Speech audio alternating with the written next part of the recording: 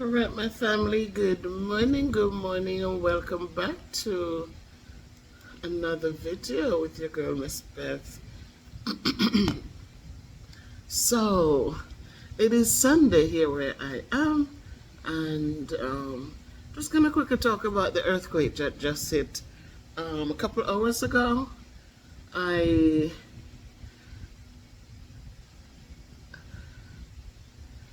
I was just sitting here and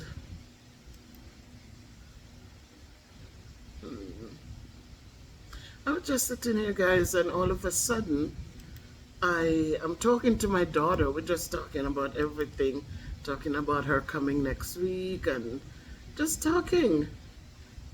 And all of a sudden, I just felt I'm sitting right here on the stool. I'm sitting on a stool here. It's not a chair. It's a bench, not a stool. It's a bench.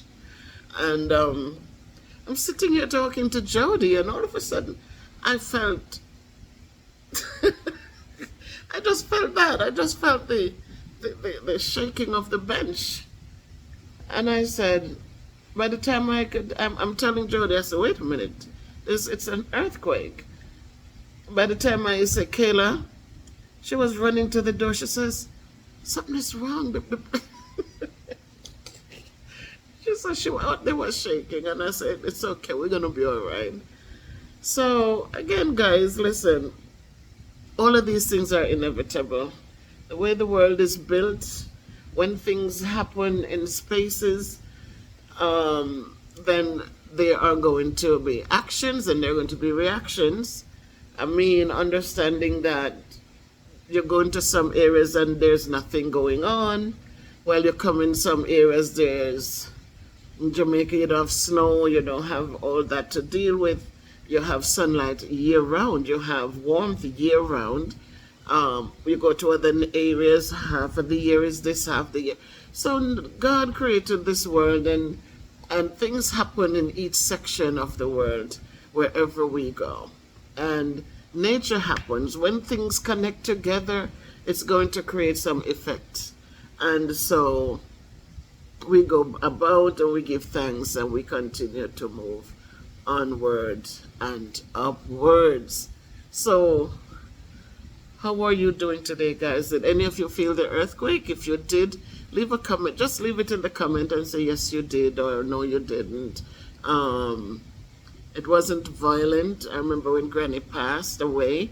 It was just funny that all my years as a young child growing up, never felt an earthquake in Springfield, up in the hills there. Never felt the earth moving, never felt the earth, settling, never felt it.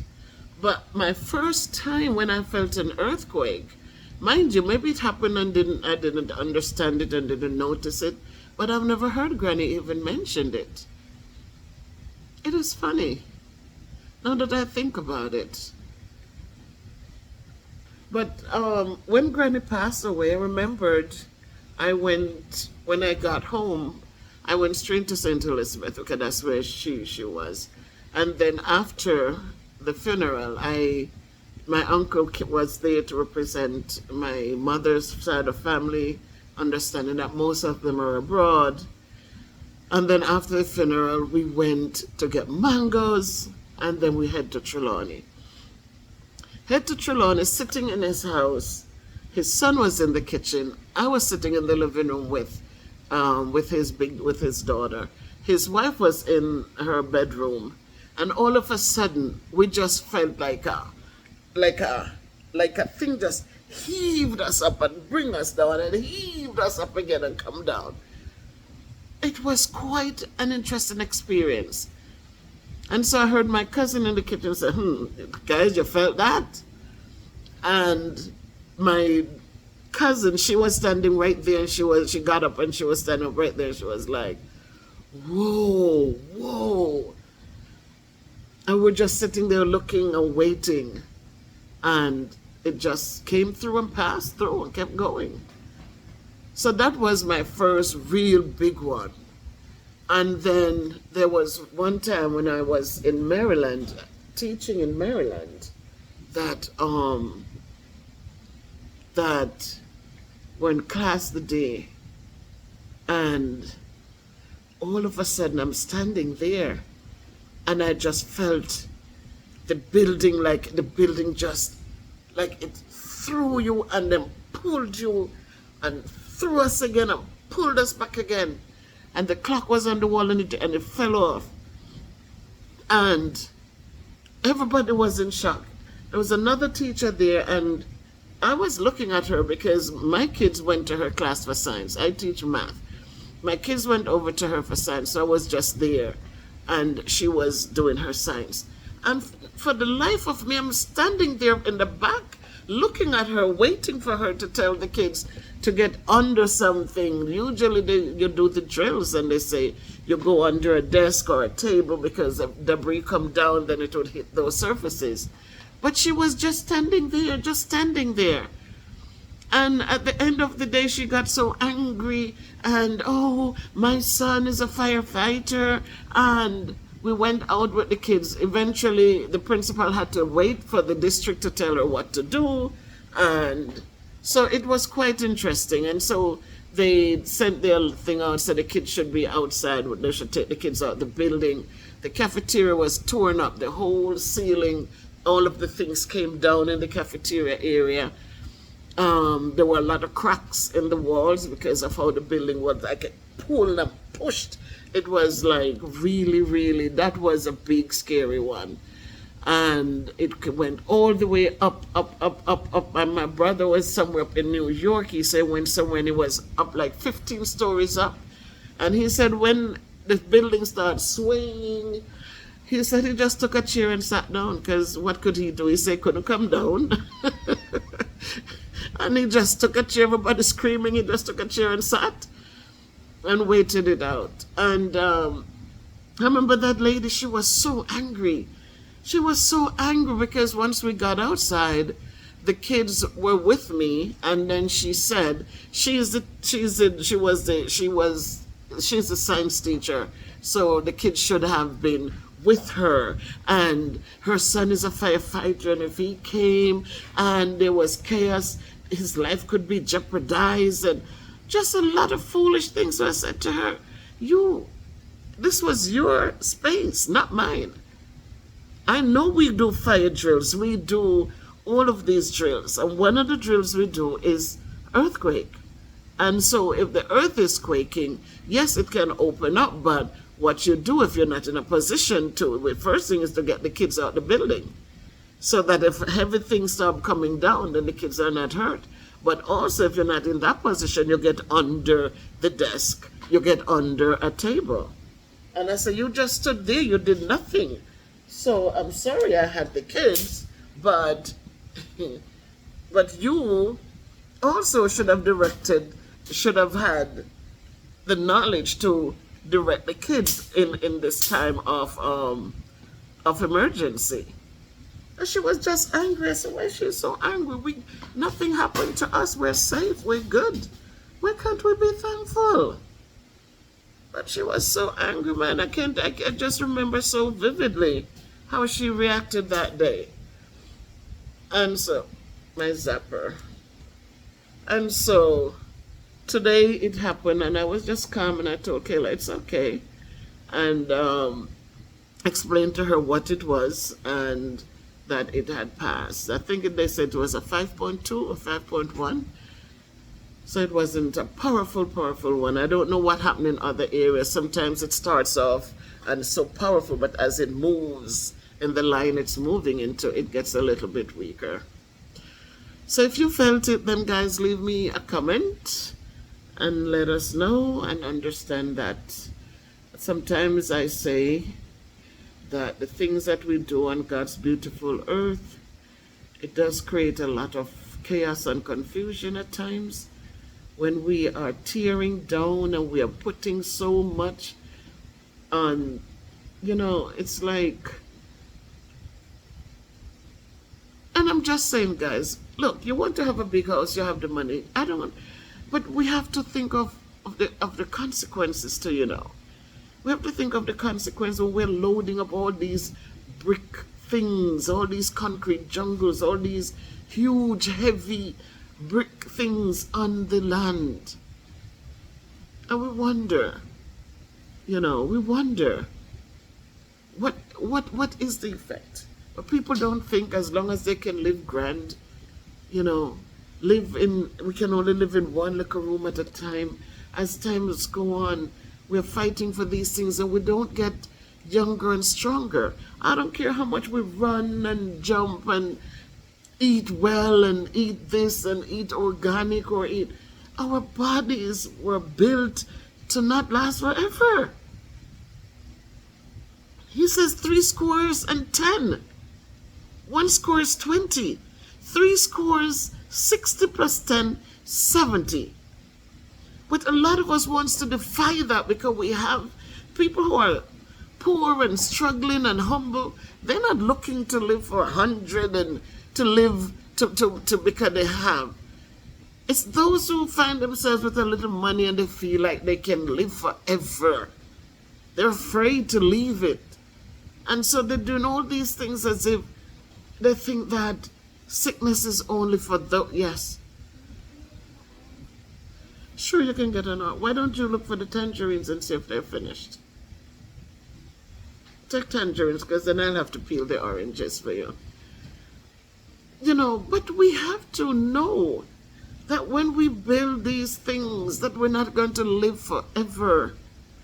Once a man, twice a child, after you reach a certain age, we don't get better and we start going down the hill. I don't care who we are. The pains come. The hair goes.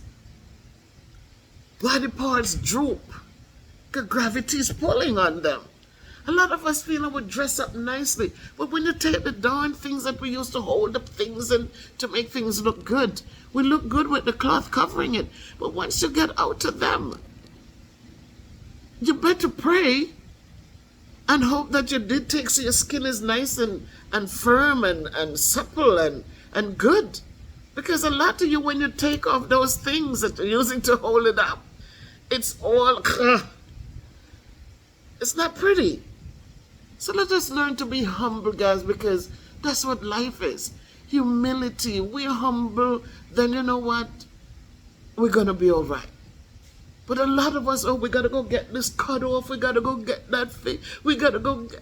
Because the body, as it goes through its changes, it's not going to look so good.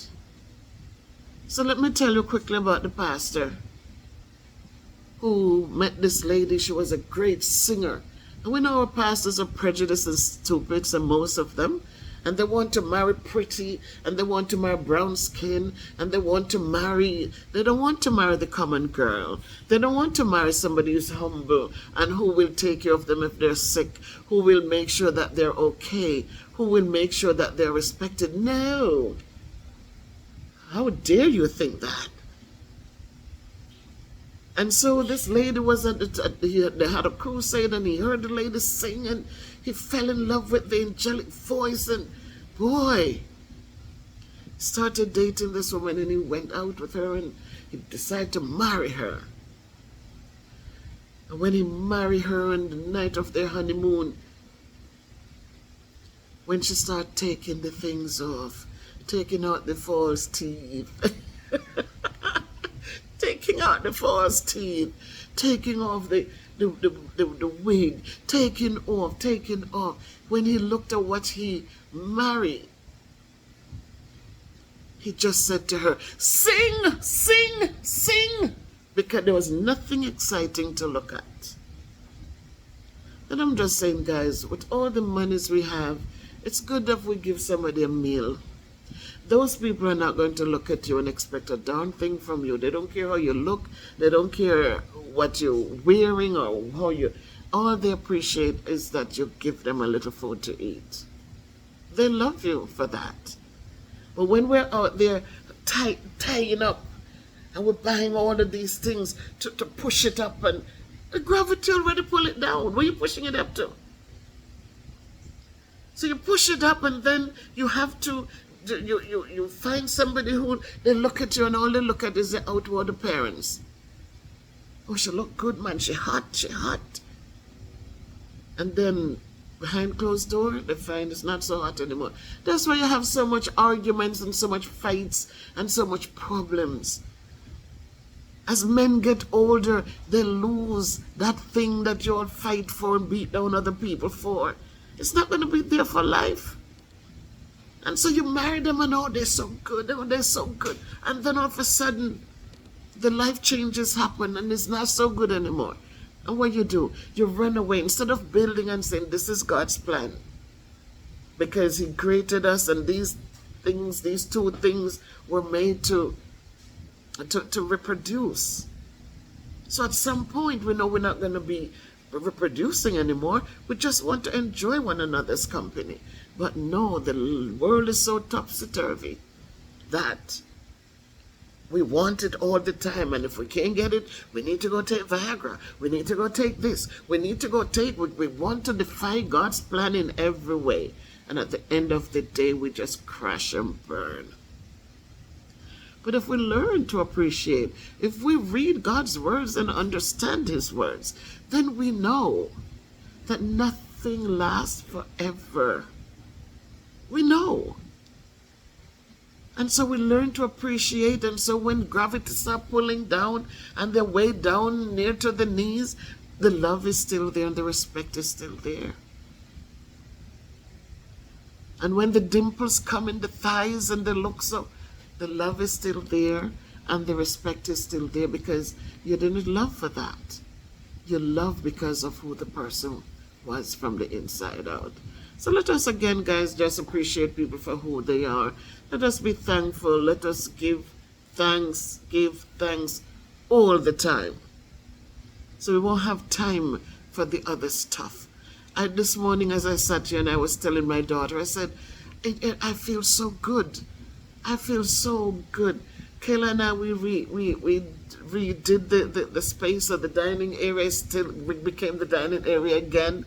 And my desk area is over there now. We move things back because I don't need the space anymore for the heat press and the Cricut. I had to make changes because I needed space for them. Then I also look at the heat press that I needed to dust so many times. It's there. It's and it needed to be dusted. And I just smile. I'm saying to my daughter, you know how stress-free I am today. Somebody has it. They're going to be able to use it, so it's not going to accumulate so much dust. And it's one less thing to worry about, to be moving back and forth when I need to clean. I said, that's what we have to do. Less is more.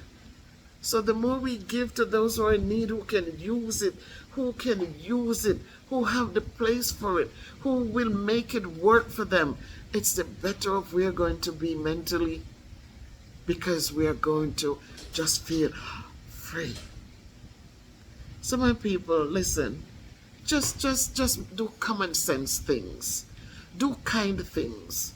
Do the simple things. Don't let anybody talk you into this and that and whatnot, because at the end of the day, vanity and vexation of the spirit. So, again, Miss Bev, long-winded, talking about the hurricane. We had the tropical storm with a lot of water we just received, and today we had the earthquaking. And who knows what's next, but we just give thanks to all things because we're still here and I still love all of you. So onward and upward, guys, in love and unity. If you can't be good, be careful. Walk good, do good. Love to all of you.